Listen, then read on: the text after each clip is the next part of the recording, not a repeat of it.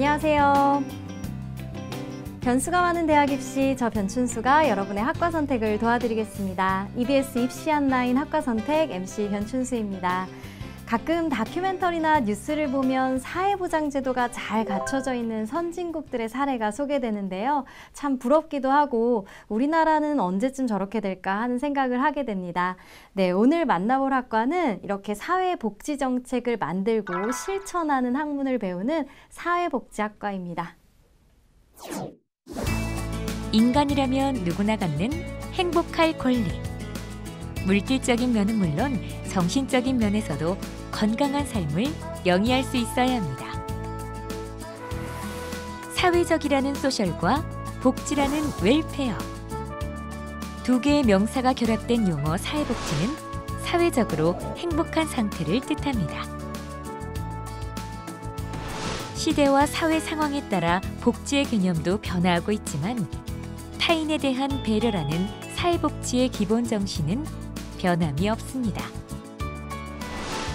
인간답게 살 권리와 존엄성을 지켜주는 학문, 사회복지학과를 만나봅니다. 네, 오늘 만나볼 학과는 사회복지학과입니다. 먼저 함께 이야기 나눌 분들 소개하겠습니다. EBS 대표 강사시죠? 정재훈 선생님 나와주셨습니다. 선생님 안녕하세요. 안녕하세요. EBS 입시 전문 강사 정재원입니다. 네, 또 한 분은 현재 사회복지학부에 재학 중인 학생입니다. 강남대학교 사회복지학부 고의주 학생입니다. 어서 오세요. 네, 안녕하세요. 강남대학교 사회복지대학 학생회장 고의주입니다. 반갑습니다. 네.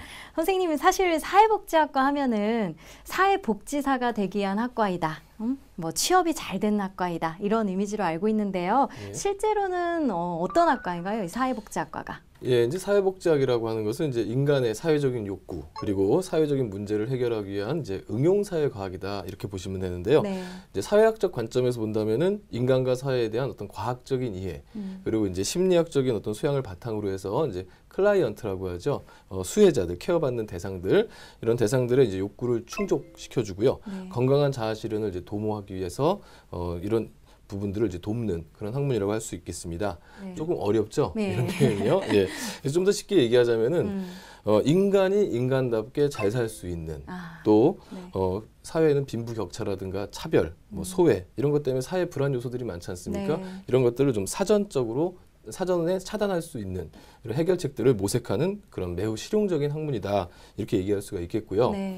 또 그 연구의 대상은요, 인간의 탄생, 출생, 그리고 이제 육아, 그리고 이제 사회에 적응, 소외, 또 노인, 죽음까지 인간의 전 삶을 대상으로 삼고 있고 인간다움을 추구하는 학문이다 이렇게 정리할 수가 있겠습니다. 네, 선생님 말씀을 들으면서 이 사회복지가 인간이 인간답게 잘 살 수 있도록 하는 그 인간다운 생활에 대한 그런 이상과 또 현실적인 해결책 제시라는 뭔가 그 실체적인 개념도 포함하는 약간 복합적인 개념이다라는 것을 알았습니다. 선생님, 사실 우리나라의 이 사회복지학이 다른 사회과학 분과에 비해서 좀 출발이 늦었다고 하는데 어떻습니까? 예, 뭐 선진 국가에 비해서 많이 늦었죠. 네. 미국의 경우에는 뭐 이미 1920년대에 대학의 사회복지학과가 개설이 됐는데요. 네. 우리나라는 이제 1953년에 네. 강남대학교의 사회사업학과가 처음 개설되면서 이 예. 사회복지학이 시작이 됐습니다. 뭐 현재는 뭐 전국적으로 굉장히 발전해가지고요. 사회복지학과가 개설된 학교가요. 사이버 대학이나 야간 대학을 제외하고도 한 90여 곳 정도 될 정도로 네. 짧은 역사에 비하면은 아주 비약적인 발전을 한 그런 학문이라고 볼 수가 있고 또 사회적 관심과 인기가 굉장히 많은 그런 학문이라고 볼 수가 있습니다. 네, 그 정도 숫자면 상당한 숫자인데요. 그만큼 또 인기 있는 학과라는 뜻이겠죠. 근데 실제로 이제 입학해 보니까 어떻던가요? 네, 제가 활동적인 일에 에너지를 쏟으면서 오히려 힘을 얻는 스타일이기 때문에 네. 그러한 기질이 사회복지적인 특성과 잘 맞는다고 생각했습니다. 네, 그리고 제가 클라이언트에게 노력하고 이런 시간을 쏟는 부분에 대해서 클라이언트가 뭐 변하고 뭐 사고방식이 변하고 이런 부분에 대해서 직접적으로 피드백이 오기 때문에 네. 그런 부분에 대해서 만족을 느끼는 것 같습니다. 네, 그렇죠. 어떤 사람의 삶을 더 나은 방향으로 변화시킨다는 것, 그것만큼 뭐 또 가치로운 일은 없을 것 같은데요. 이번에는 사회복지학과의 수업과 활동은 어떤지 살펴보도록 하겠습니다. 화면으로 만나보시죠. 사회복지학과를 알아보기 위해 찾은 곳은 강남대학교. 사회복지 발달사 수업이 한창인데요. 동서양을 아우르는 사회복지의 역사를 통해 학생들은 사회복지가 시작된 이유와 개념을 더욱 명확히 알 수 있습니다. 사회복지학과에선 이런 수업만큼 현장 실습도 중요한데요. 그래서 학생들은 대학과 연계된 복지관으로 정기적인 현장 실습을 나오고 있습니다. 선배 복지사들이 진행하는 사업과 운영 상황에 대한 설명을 들은 후 현장으로 출발하게 되는데요. 드디어 현장으로 떠날 시간.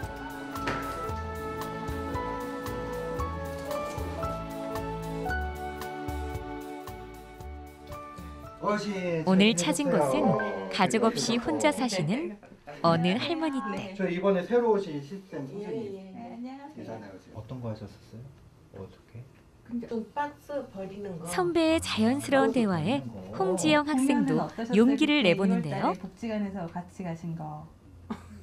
할머니의 환한 웃음 뒤에 숨겨진 외로움과 그늘이 느껴집니다. 근데 아무도 안 오더라고 그랬어. 생각보다 되게 밝으시고 얘기를 더 나누시기를 원했던 것 같은데 시간적으로 조금 이렇게 다음 일정 때문에 빨리 나서 조금 아쉬운데요.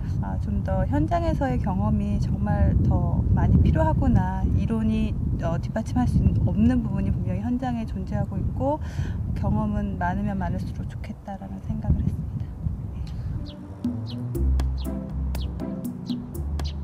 전 플리마켓 같은 걸 좀 생각을 했었거든요. 뭐 팔찌 같은 거 만들어서 팔고. 복지는 정해진 형태가 아니라 대상자의 요구를 알아채고 그에 맞는 서비스를 제공해야 합니다. 그래서 늘 새로운 기획과 아이디어가 중요한데요.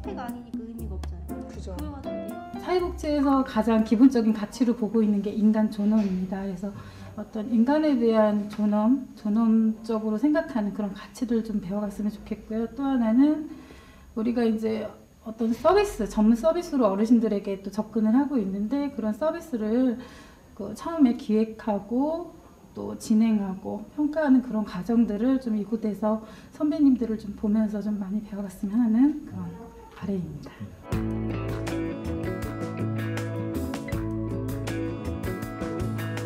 학생들이 현장 실습을 통해 느낀 점과 어려웠던 점을 나누며 토론하는 사회사업 현장 실습 수업. 이 수업을 통해 발로 뛰며 얻은 서로의 귀중한 경험을 공유하며 사회복지사로 한층 더 성장해 갑니다. 핸드폰 요금이 너무 많이 나와서 부모님들이 이게 어떻게 하는 거냐 추궁을 했더니 사회복지학과 학생들로 구성된 사회심리극 동아리 소시오. 여러 사회 문제 중 주제 하나를 정해 즉흥적인 토론을 거쳐 연극을 연출하는데요. 오늘의 주제는 왕따입니다. 얘 진짜 공부 못하는 거 아니야? 얘 머리가 안 돼서 그런 거 아니야? 이런 거. 야, 연태야, 너 오늘 숙제했냐? 나도 못해서 지금 하고 있어. 연태야, 그럼 내 것도 좀 부탁해. 근데 사회복지사는 도움을 필요로 하는 대상을 적극적으로 찾아내고 연구해야 하기 때문에 사회 문제에 대한 예민한 감수성이 필요합니다. 누구나 존엄을 지키며 인간답게 살 수 있는 사회. 사회복지학과는 이런 사회를 꿈꾸는 사람에게 훌륭한 길잡이가 되어줄 것입니다. 네, 수업 장면이 활동 장면을 보니까 선생님이 아까 말씀하신 그 실용적인 학문이다라는 게 참 와닿는데요. 이론에서 그치는 것이 아니라 사람들과 직접 만나면서 문제를 해결해 나가는 모습이 굉장히 인상적이었습니다. 선생님, 이 사회복지학과에서는 어떤 교육을 받게 되나요? 예, 사회복지 전공은요, 크게 이제 임상사회복지, 그러니까 직접 현장에서 클라이언트들하고 만나는 임상사회복지하고 사회복지 정책, 이렇게 이제 크게 두 영역으로 나눠볼 수가 있겠고요. 네. 좀 더 세부적으로 들어가 보면은 이제 뭐 아동, 청소년, 노인, 장애인, 그리고 이제 의료, 보건, 그리고 지역사회, 기업, 그다음에 NGO, 다문화 등 이렇게 아주 다채롭게 세부 전공들이 있습니다. 네. 특히 이제 여기서 우리 학생들이 배우는 것은요, 첫 번째로는 전공 기초에 해당되는 부분인데요. 이런 것들은 이제 학문의 토대가 되는 부분이죠. 대표적으로 이제 사회복지 개론이라든가 뭐 인간 행동과 사회 환경 그리고 뭐 사회복지 발달사 이런 정도를 이제 기초로 배우고 있고요. 두 번째로 이제 전공을 좀 더 심화해서는요. 사회복지 정책과 행정 또 사회복지 법제 그다음에 이제 사회복지 실천론 또 실천 기술론 이런 것들을 이제 배우고 있습니다. 또한 한 단계 더 나가서 전공 응용 분야가 있는데요. 이쯤 가면은 이제 이때부터는 아동 복지, 그다음에 뭐 청소년 복지, 노인 복지, 뭐 가족 복지, 장애인 복지 등 아주 구체적인 분야로 들어가서 배우게 됩니다. 네, 그렇군요. 이 사회복지 전공이 임상사회복지와 그리고 사회복지 정책 크게 두 영역으로 나뉜다라는 말씀 해주셨습니다. 선생님이 고령화 이외에도 이 복지 분야에서 앞으로 주목을 받거나 더 깊게 다뤄질 분야가 있다면 어떤 분야일까요? 예, 이제 아무래도 이 사회복지라고 하는 것 학문 자체가 네. 이 사회학을 기본으로 하고 있고요. 또 이제 이 사회 그러다 보니 이제 사회 문제하고 이제 직접적인 관련이 있는데요. 네. 전통적으로 이제 근대 산업혁명 이후에 사회 문제가 이제 많이 대두가 되고 있죠. 뭐 자본주의, 산업화, 도시화, 뭐 세계화 이런 것들이 이제 사회 문제의 하나의 원인인데 최근에는 이 저출산, 이제 고령화 사회의 이제 어떤 진전 그리고 이제 가족 구조가 좀 많이 바뀌었어요. 그렇죠. 1인 가족도, 예, 1인 가족도 많아졌고 네. 그다음에 특히 이제 여성의 사회적 참여가 과거에 비해서 아주 많이 늘면서 네. 또 거기 이제 노인이나 아프신 분들에 대한 이제 또 수발의 문제, 뭐 이런 그렇죠. 문제들이 뭐 네. 각종 많이 생겼죠. 그리고 이제 아동 청소년 문제, 그리고 양극화 심화에 따른 이제 빈곤과 범죄, 다문화 사회의 등장, 이런 이제 다양한 사회 문제들을 두드러진 이슈로 이제 등장하지 않습니까? 네. 이제 이런 문제들 앞에서 이제 이 사회복지가 이제 꼭 필요한 학문으로 이제 그 자리를 잡고 있는 거죠. 정신 건강 문제, 그다음에 약물 문제, 그다음에 이제 정보화 문제, 뭐 환경 문제, 이제 현대 사회에 제시하고 있는 이런 수많은 사회 문제들 이런 것들의 이제 근본들을 파헤쳐야만 사회복지의 기본을 잡을 수가 있거든요. 네. 그래서 이런 이제 사회 문제의 근본들을 파헤쳐가는 부분도 이제 앞으로 사회복지 분야가 적극적으로 이제 연구해야 될 분야라고 할 수가 있겠습니다. 네, 그렇군요. 우리가 그 뉴스에서 그 자주 접하는 주제들이 지금 나왔는데요. 그만큼 우리 복지 분야가 우리 삶에 얼마나 많은 영향을 주는지를 알겠습니다. 그만큼 또 사회복지학, 그만큼 이제 전망이 좀 밝다고 할 수 있겠는데요. 선생님 어떻게 보십니까? 어쨌든 뭐 사회복지 자체가 인류가 지속하는 한 인류에게 꼭 필요한 부분이지 않습니까? 그래서 이게 매우 생명력이 강한 전공이다 이렇게 할 수가 있는데요. 네. 그렇기 때문에 앞으로의 수요가 이제 무궁무진해질 것으로 예상이 됩니다. 뭐 앞서 말씀드린 어떤 사회적 이슈들 이런 부분들은 이제 단기간에 해결될 수 있는 문제는 아니죠. 네. 이런 문제들은 이제 어찌 보면 예방 이런 부분들도 굉장히 중요한데요. 그를 위한 이제 인력 또 어떤 각종 정책, 서비스 이런 것들이 같이 동반돼야 되는데 여전히 이제 부족한 상황입니다. 따라서 이제 정부 차원에서 사회복지 관련 정책이 이제 앞으로 지속적으로 확대될 것으로 보이고요. 네. 또 이에 따른 이제 사회복지학의 전공자들의 수요도 많아질 것으로 예상됩니다. 네, 그렇군요. 선생님 말씀대로 이 사회복지 전문가의 수요는 계속 늘어날 것 같은데요. 선생님 이 사회복지학과를 졸업하면 그 이후는 어떤 그 진로가 가능할까요? 예, 뭐 사회복지학과 그러면 무조건 사회복지사, 복지관에서 네. 일하는 사회복지사만 생각을 하는데요. 복지사 자격증만 해도 아주 굉장히 많이 있습니다. 네. 그래서 뭐 기본적인 사회복지사가 있고요. 네. 그리고 이제 학교 사회복지사, 그다음에 의료 사회복지사, 정신보건 사회복지사, 건강 가정사, 그리고 사회를 조사하고 분석하는 부분도 이 사회복지학에서 나오는 자격입니다. 네. 그래서 이런 부분들은 이제 심화 전공을 통해서 자격을 취득하거나 또는 이것들을 좀 이수해야만 이런 자격증을 취득해야만 또 졸업하는 이런 경우도 있습니다. 예. 또 이제 사회 진출 분야가 상당히 다양한데요. 최근에는 이제 기업들이 이런 사회복지 분야에 관심을 많이 갖고 있어요. 사회복지 분야에 관심을 많이 갖는 기업일수록 이미지가 상당히 좋아지고요.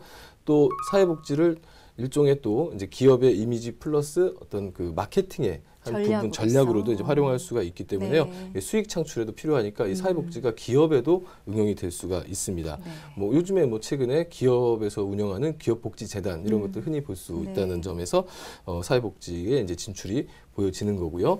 그밖에 이제 그 공공정책 분야에 그래서 사회복지 국책연구소나 또 이제 관공서, 예, 우리 뭐 구청이나 시청이나 주민센터 이런 데 가면은 복지사들 많이 뵐 수가 있죠. 이제 그렇게 공무원으로도 많이 나가시고요. 또 학교 현장에도 지금 그 사회복지사들이 많이 와 계십니다. 그래서 위클래스라고 해서 이제 우리 학생들을 돕는 또 상담해 주시고 네. 또 장애인 학생 도우미 선생님들도 예. 좀 계시고요. 예. 또 비슷한 맥락으로 이제 병원이나 이런 데서도 사회복지사들을 채용해서 상담도 하고 뭐 장애우들을 돕는 이런 활동들을 하고 있습니다. 아, 그렇군요. 다양한 분야에서 지금 사회복지 전문가가 일하고 있다는 걸 알 수 있는데요. 이번에는 고이주 학생에게 묻고 싶은데요. 이렇게 많은 진로 중에서도 그래도 사회복지학과 학생이라면 사회복지사를 꿈꾸는 학생들이 가장 많을 텐데요.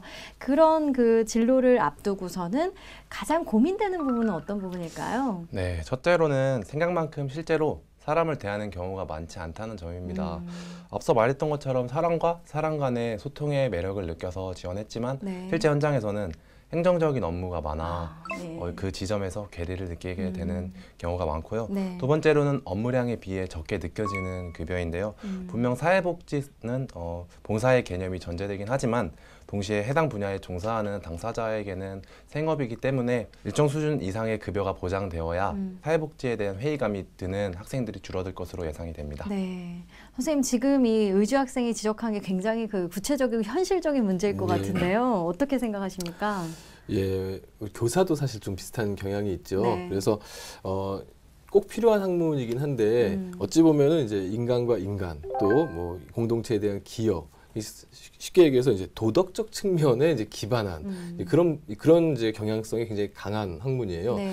그러다 보니까 이제 뭐 큰 수익을 창출한다거나 막대한 부를 축적할 수 있는 이제 그런 전공은 좀 아니라고 보고요. 어찌 보면은 개인의 사명감이나 본인의 의지 이런 데에 좀 의존하고 있는 그런 분야이기도 합니다.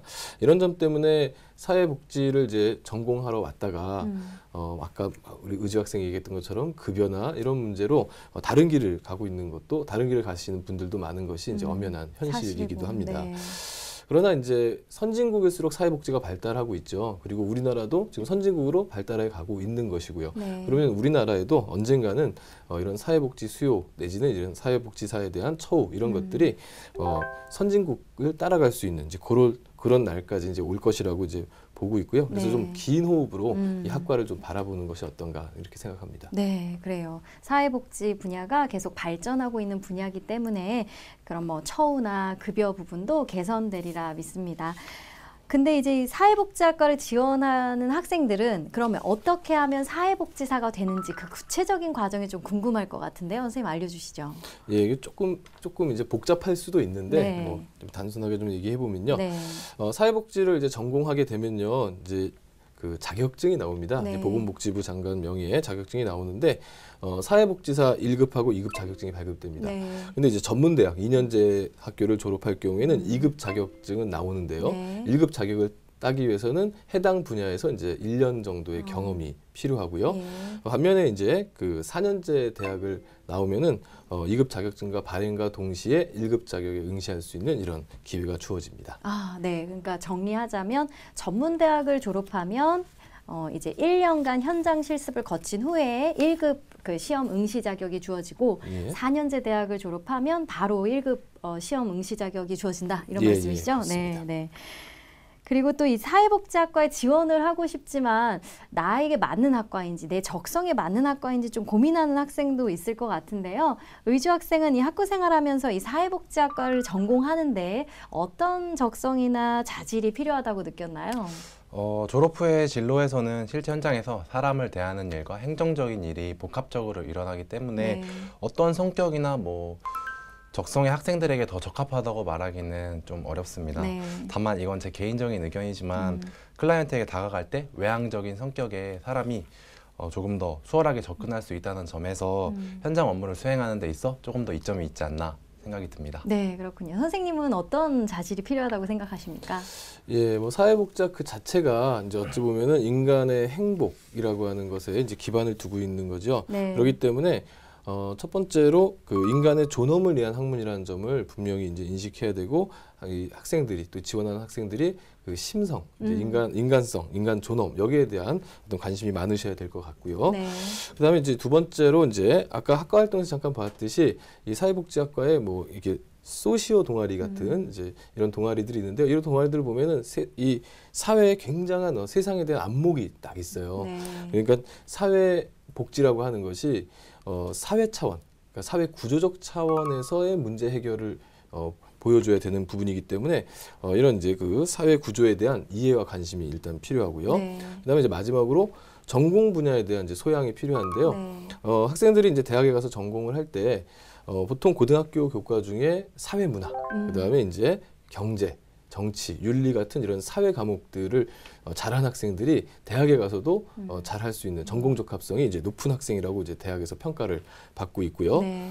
또 이제 이 사회 복지는 예산, 그러니까 그렇죠. 결국 돈 돈과 문제하고 관련이 있죠. 관련이 네. 있는 겁니다. 네. 그래서 인구 통계라든가 예산 분배라든가 이런 부분하고 관련이 있다 보니까 이 숫자에 굉장히 좀 강해야 되겠죠. 네. 그래서 수학, 특히 통계학에 대한 어떤 소질 내지는 이제 통계학에 대한 어떤 그 관심들이 있다면은 아마 사회복지학을 전공하는데 더욱더 도움이 되지 않을까 이렇게 생각합니다. 네, 그러니까 이제 인간과 사회에 대한 관심을 가지고 있으면서 사회 과목 그리고 이제 수학, 통계적인 수치에 관심이 있고 또 소질이 있는 학생은 사회복지학과를 지원하는데 망설이지 않아도 될 것 같습니다. 그런데요, 이 사회복지학과를 졸업하고도 관련이 없는 좀 다른 분야로 진출해서 일을 하는 경우도 있을 텐데요. 이런 경우에는 사회복지학과에서 배웠던 내용이 어떻게 도움이 될까요? 의주 학생 어떻게 생각하십니까? 실제로 졸업 후에 전공과 무관한 제약회사 그리고 보험사 영업 직원으로 취업하는 경우가 종종 있는데요. 네. 이런 경우 사회복지를 전공하면서 배운 사람에 대한 이해를 바탕으로 해당 업종에서 성공적으로 정착한 사례가 많습니다. 아, 그렇군요. 선생님은 어떻게 생각하십니까?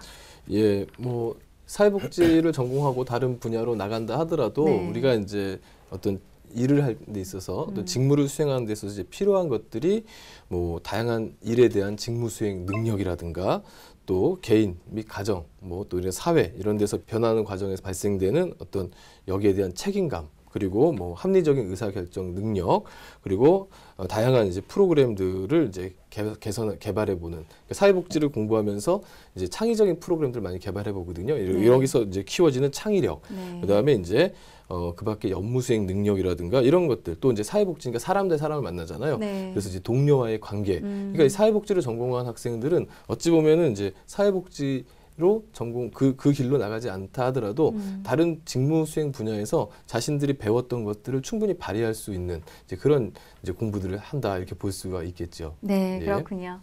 이번에는 사회복지학과를 졸업한 선배들을 만나봤습니다. 화면으로 만나보시죠.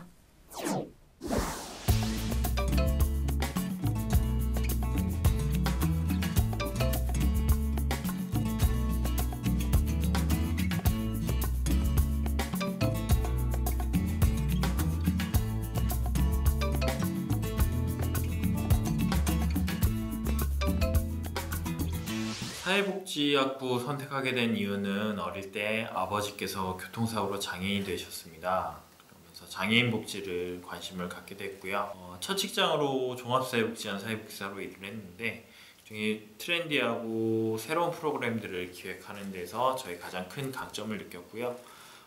그런 능력을 가장 잘 다듬고 또 펼쳐볼 수 있는 곳이 기업사회공업 영역인 것 같아서 이쪽으로 진로를 결정하게 됐습니다.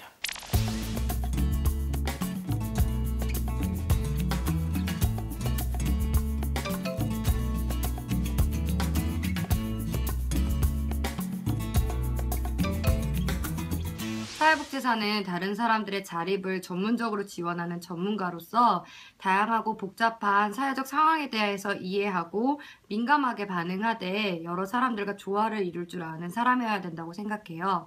그래서 타인을 돕는 것에 대한 열정과 사명감을 바탕으로 자기 성찰에 대한 이해와 함께 타인을 이해할 줄 알고 공감할 줄 알아야 한다고 생각을 하고요.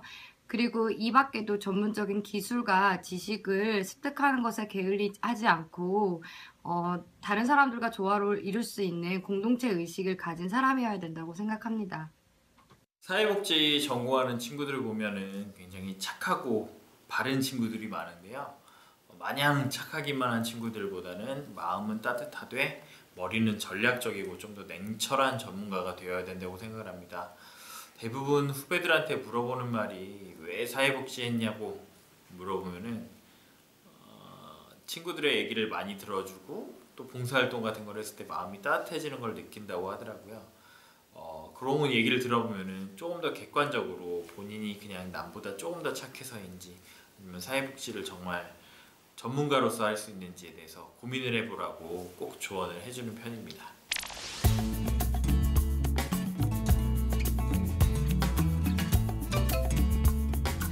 진로라는 것은 한번 결정했다고 해서 끝나는 고민이 아니라 항상 해야 하는 그런 발전적인 혹은 살아있는 고민이라고 생각을 해요. 그래서 사회복지학과를 혹은 사회복지 전공을 할 예비 우리 후배님들은 항상 이 진로에 대한 고민을 통해서 창의적인 사회복지사가 되기를 바랍니다. 사회복지사는 사회 문제를 당사자가 직접 해결 또는 극복할 수 있도록 돕는 직업입니다. 남다른 소명의식은 기본이고요. 점차 전문적인 지식과 기술이 필요하기 때문에 끊임없이 스스로 동기부여하고 또 자기 개발해야 되는 직업입니다. 이 많은 걸 혼자 다 할 수는 없으니까요.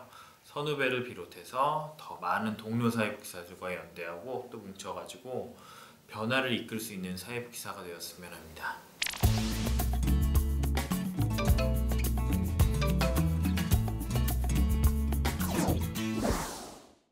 네, 사회복지사로 또 연구원으로서 또 열심히 활동하는 모습 잘 봤습니다.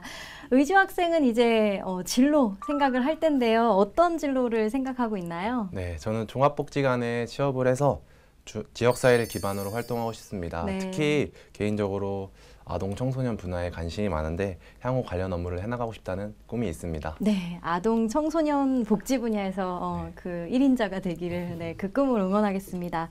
마지막으로 이 사회복지학과를 지원하려는 고등학생들에게 조언을 해준다면 어떤 조언을 해주고 싶나요? 네, 마지막으로 단순히 취업률이나 본인의 성적 등의 정량적 수치를 이유로 사회복지학과를 지원하려 한다면은 다시 한번 생각했으면 하는 바람이 있습니다. 네. 앞에서 말씀드렸다시피 사회복지라는 분야 자체가 기본적으로 봉사가 전제돼야 되는 부분이기 때문에 네. 나보다는 남을 더 생각하는 그런 이타심과 그들을 향한 소명감 없이는 업무를 수행하는 데 있어 조금 어려움이 있지 않을까 싶습니다. 네, 그렇군요. 선생님도 이 사회복지학과를 꿈꾸는 학생들에게 마지막으로 한 말씀 해주시죠. 예, 사회복지학과는 이제 한마디로 얘기하자면 이 사회에 균열된 부분들, 이 사회 공동체에 균열된 부분들을 채워가는 일종의 이제 사회에 기여하는 인재들을 키우는 그런 곳입니다. 어떤 사람들은 이제 이 사회복지를 통해서 정책과 제도를 만드는 사람들이 있을 수 있고요. 네. 어떤 학생들은 또 직접 임상 사회복지사가 돼서 현장에 나가서 클라이언트를 케어하는 이런 사람들이 있을 수 있습니다. 네. 그런데 이제 대학마다 조금씩 이 사회복지에 대한 초점이 좀 다를 수 있거든요. 네. 어떤 대학은 이제 정책에 초점을 맞춰서 인재를 키우기도 하고요. 어떤 대학은 이제 실무적인 부분에 초점을 맞춰서 인재를 키우기도 하고. 네. 그래서 또는 이제 사회복지학 자체 학문적인 부분에 또 이제 인재를 키우는 대학도 있고요. 그래서 네. 우리 학생들이 사회복지학을 선택을 할 때 나에게 맞는 것이 과연 학문적인 것이냐, 아니면 정책적인 것이냐, 아니면 실무적인 것이냐 네. 따져서 예.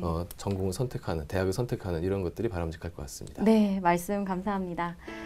오늘은 사회복지학과에 대해 알아봤습니다. 나와 나의 이웃, 나아가 우리 사회 구성원 모두가 인간으로서의 존엄성과 행복을 누릴 수 있는 사회, 많은 인재들이 사회복지학과를 통해서 이런 사회를 이뤄나가는데 기여하기를 기대해 봅니다. 오늘 함께 자리해 주신 고이주 학생 그리고 정재원 선생님 감사합니다. 시청자 여러분, 저는 다음 주 이 시간에 다시 찾아뵙도록 하겠습니다. 감사합니다.